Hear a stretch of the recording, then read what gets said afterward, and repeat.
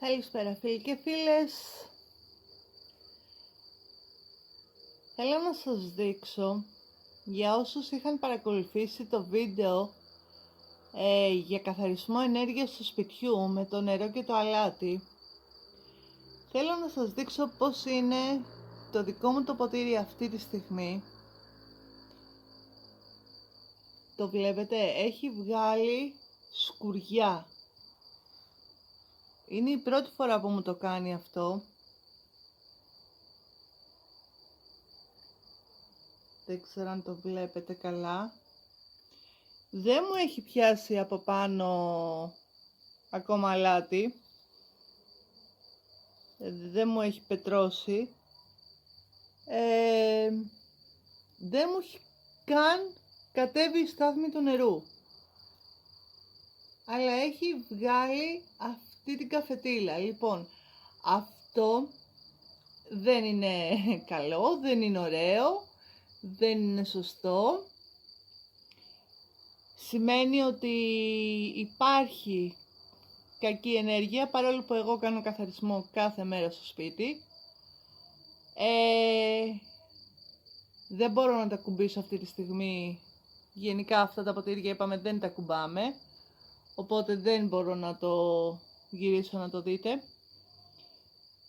Κάνω αυτό το βίντεο λοιπόν για να σας πω ότι σε περίπτωση που το ποτήρι σας έχει βγάλει αυτή τη σκουριά, που όχι, δεν οφείλεται στα χάλκινα νομίσματα, το έχω κάνει άπειρες φορές, δεν έχει ξανασυμβεί, θα σας παρακαλέσω να το πιάσετε με ένα χαρτί, με ένα γάντι, με μια χαρτοπετσέτα, με κάτι, με ό,τι θέλετε τέλος πάντων,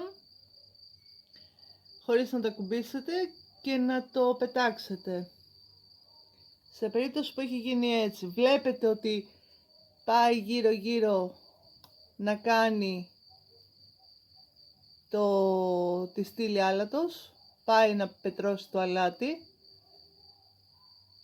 αλλά το ότι η σκουριά έχει κάτσει και δεν το αφήνει δεν είναι καλό σημάδι.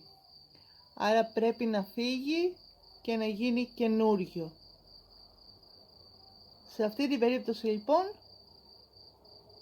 το πετάμε και φτιάχνουμε καινούριο. Όποιος θέλει, αν έχει ξεκινήσει το ποτήρι του και φτιάχνει αλάτι, φτιάχνει στήλη, ας μας το ανεβάσει να το δούμε. Και θα σας ανεβάσω ένα βιντεάκι με φωτογραφία ενός ποτηριού που μάζεψε. Είναι ό,τι χειρότερο έχω δει στη ζωή μου. Αυτά. Έρχεται βιντεάκι για την Πανσέλινο. Αν σας αρέσει το βιντεάκι, ακολουθήστε με και στο κανάλι μου στο YouTube ή στο Facebook, Tarot Lovers, παντού. Μέχρι το επόμενο βιντεάκι, να είστε καλά, να είστε ασφαλείς, να αγαπάτε και να προσέχετε τον εαυτό σας.